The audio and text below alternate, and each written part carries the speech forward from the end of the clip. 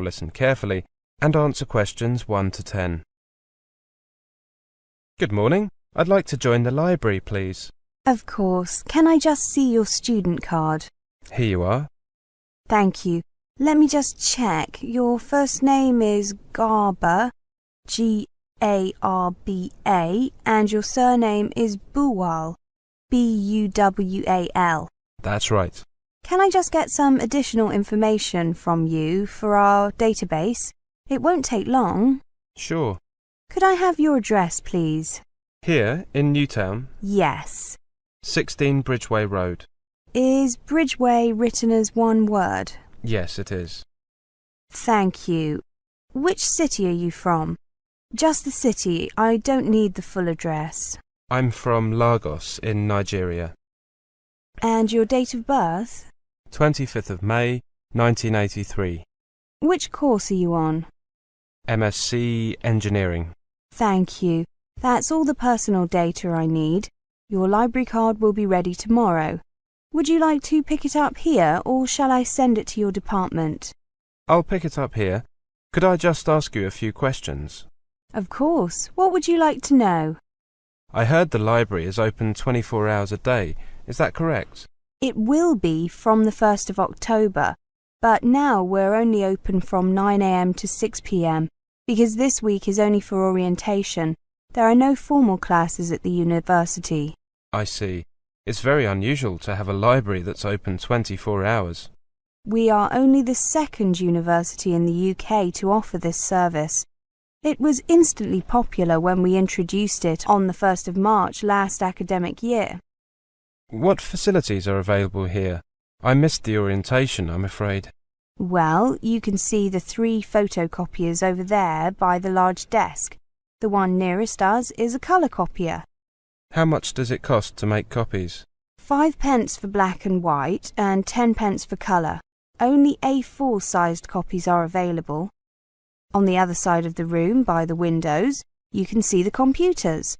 They have a database of all our books, newspapers, magazines, and reports in the library. About 500,000 entries in all. Are they connected to the internet? No, we found that too many students wanted to use them. Besides, it's cheap and easy for students to get an internet connection in their accommodation. Those stairs lead to the rest of the library? Yes. On this floor we have newspapers and magazines. Users are not required to be silent in this part of the library, but we do ask that the noise be kept to a minimum. Upstairs there are all the books and reports. What's that room at the end there? You mean at the opposite end of the room to my desk? That's the video and DVD room. We have a small selection of videos and DVDs that students can view, but usually an appointment needs to be made in advance. However, this is not necessary if the room is not in use. Well, thank you very much. My pleasure. That is the end of section 1. You now have half a minute to check your answers.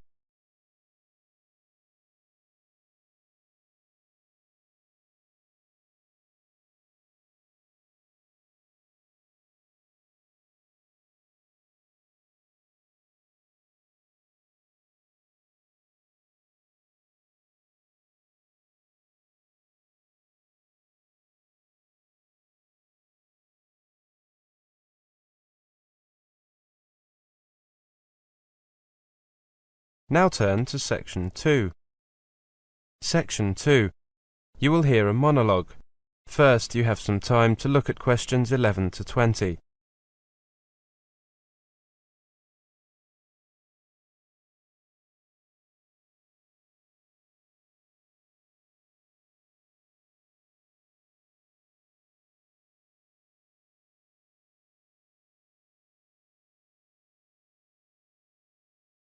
Now listen carefully and answer questions 11 to 20. Hello everyone, I'm here to talk to you about extending your leave to remain in the UK. Let me just check that you are all from outside the European Economic Area. If you are from the EEA, this information does not apply to you. Okay, let's begin. The very first thing to do is to take note of the date that your entry clearance is valid until, or the date that your leave to remain in the UK will run out. This is the date when your current permission to be in the UK will expire. By this date, you should either leave the UK or extend your permission to be here. As a part of the initiative to attract more international students to the UK, many international students are now given permission to be in the UK for the full period of study. Students on courses of 12 months or more that end during the summer will usually be given permission to be in the UK until the 31st of October. Students on courses that do not follow the usual autumn to summer pattern will usually be given a period that includes 2 months at the end of the course for packing up and making arrangements to leave. However, some students are not given permission to be here for the whole of their course at the very beginning. If this has happened to you, you will have to apply for an extension of your permission to be here. Start preparing for the application about 2 months before your permission runs out. However, you should not normally make the application until 1 month before your permission runs out. To apply to stay longer in the UK, you must take or send certain documents to the Home Office. The Home Office is the name we give to what people in most other countries call the Interior Ministry. They must be the originals and not photocopies. Which documents do you need to send? Your completed application form, Form FLRS, your passport and passports for each dependent if they are applying to extend their stay in the UK with you. If your passport shows that you are required to register with the police, you must also send your police registration certificate and certificates for each dependent if they are applying to extend their stay in the UK with you. You also need to send a letter from your college or university stating that you are still enrolled on a full-time course of study, or that you will be beginning another one. Bank statements covering the past 3 months, or other evidence that you have enough money to continue to pay your fees and maintain yourself and any dependents. A recent passport-size photograph of yourself and similar photos of any of your dependents aged 16 or over if they are applying to extend their stay in the UK with you. FLRS stands for Further Leave to Remain Student. To get this form, you can download it from the Home Office website or ask at your college or university. When you are preparing to fill out the form, it is a good idea to read the guidance notes. You could also ask a student advisor or welfare officer at your institution for help. Now, where should you send your application? You can only send your application by post. Send your documents to FLRS, Immigration and Nationality Directorate, Sunshine House, 28 Wellington Road, London, W1A 2BY. Send your documents by recorded delivery and keep the receipt as well as photocopies of everything you send. You can expect to wait at least 4 weeks and sometimes considerably longer before a decision on the application is made. I have some good news about the application deadline. According to new regulations, even if you do not have all these documents available, you must still make sure that you apply before your current permission to be in the UK expires. Enclose as many of the documents as you have and include a letter explaining what is missing, why it is missing, and when you will be able to send it to the Home Office. You will then be considered to have made your application in time. If your permission to be in the UK has already expired, contact either a student advisor or welfare officer at your college or university, or the Immigration Advisory Service on their 24-hour emergency line 011 7378 9191, or via their website www.iasuk.org. Please note that if you do make a late application and the application is refused, you cannot appeal against that decision. If your application was made in time, and if your application is refused, you will receive a letter from the Home Office telling you why. The letter will also tell you whether or not you have the right to appeal against the decision. If you made your original application in good time, before your current leave to remain had expired, then you should automatically be given the right to appeal. If you have the right to appeal, you will only have a few days in which to exercise this right.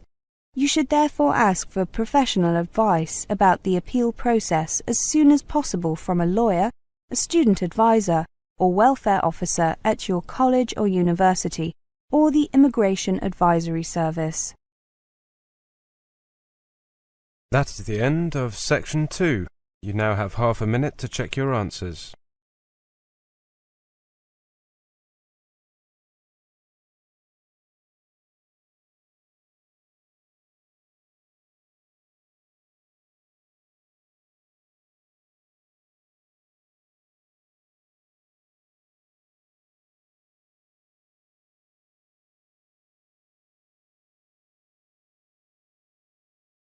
Now turn to Section 3. Section 3. You will hear a talk. First you have some time to look at questions 21 to 30.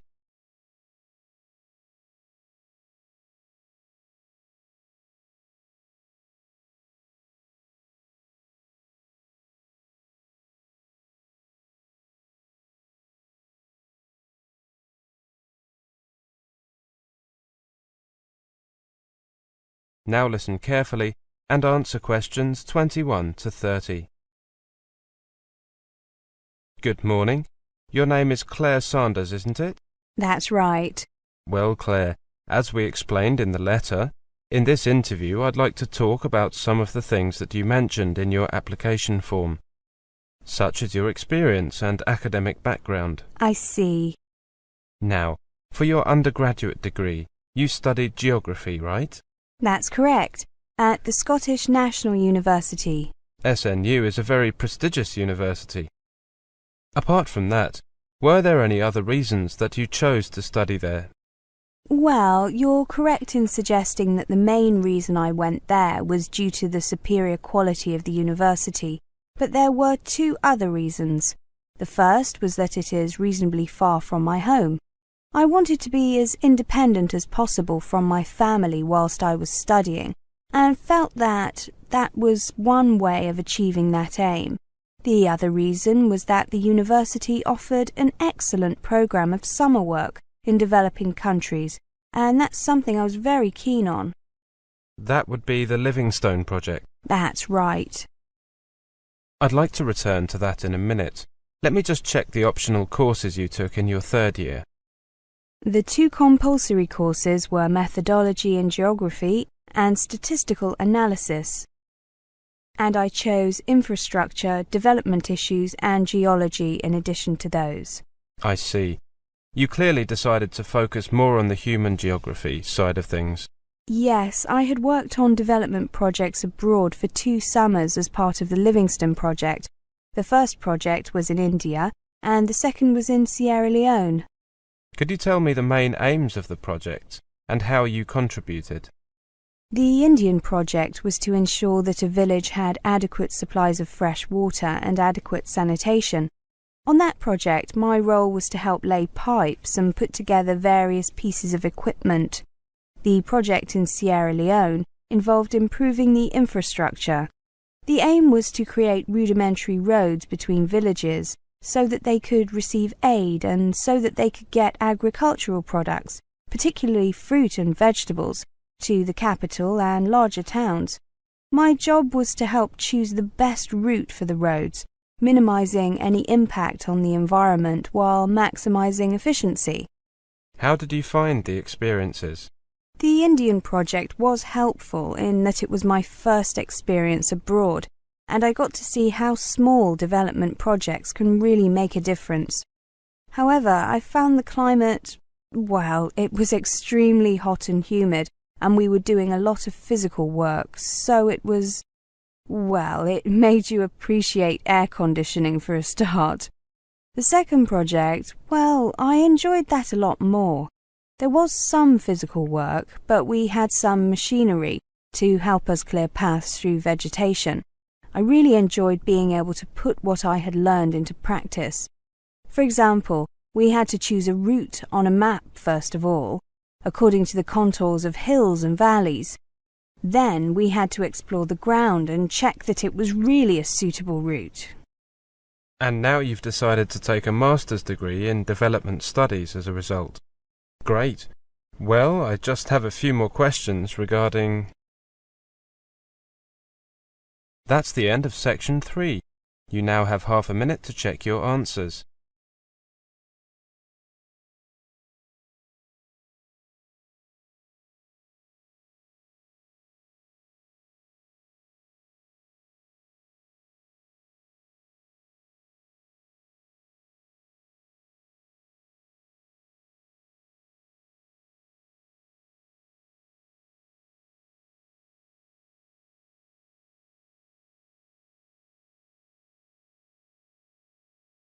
Now turn to section 4. Section 4. You will hear a lecture on the geography of the United Kingdom. First, you have some time to look at questions 31 to 40.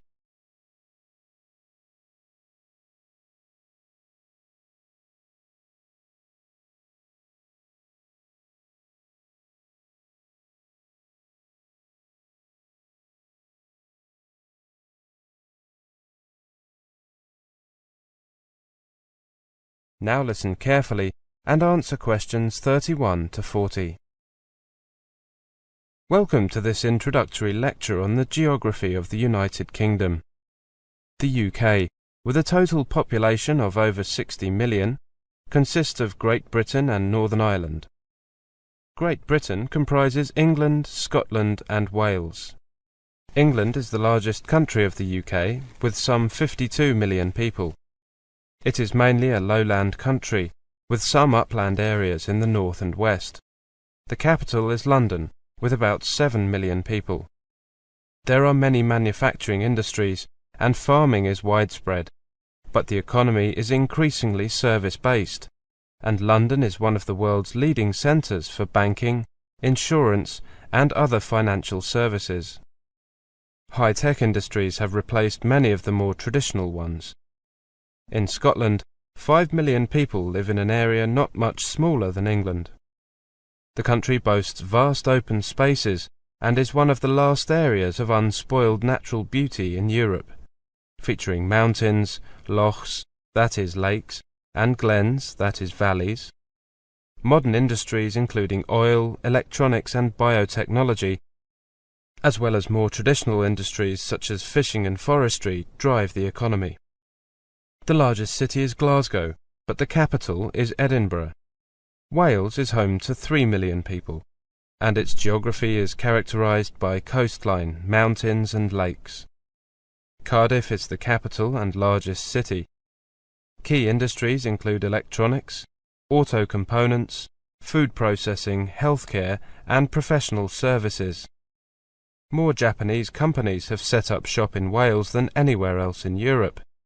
About 1.6 million people live in Northern Ireland, the capital of which is Belfast, the largest city. Residents enjoy beautiful countryside.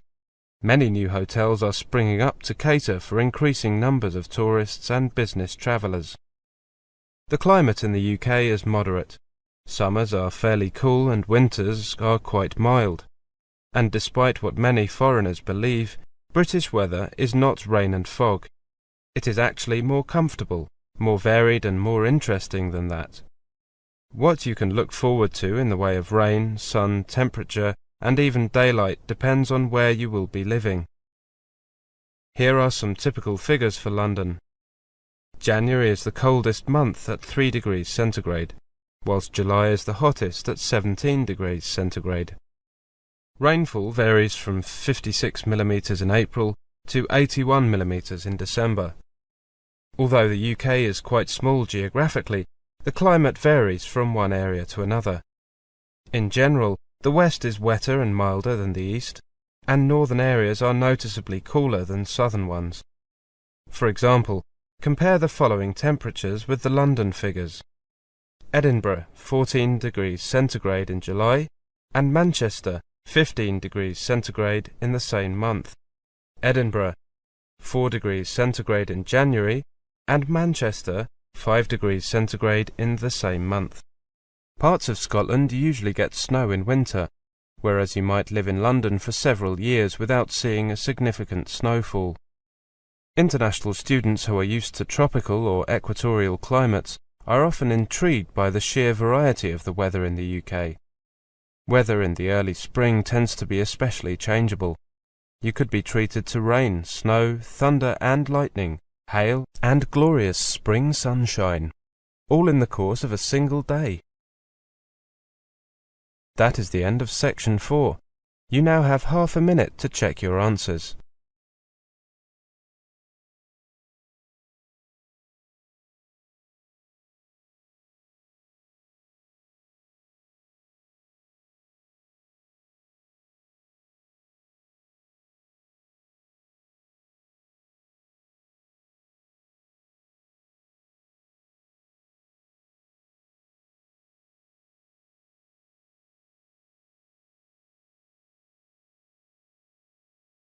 That is the end of the listening test, the Ielts test.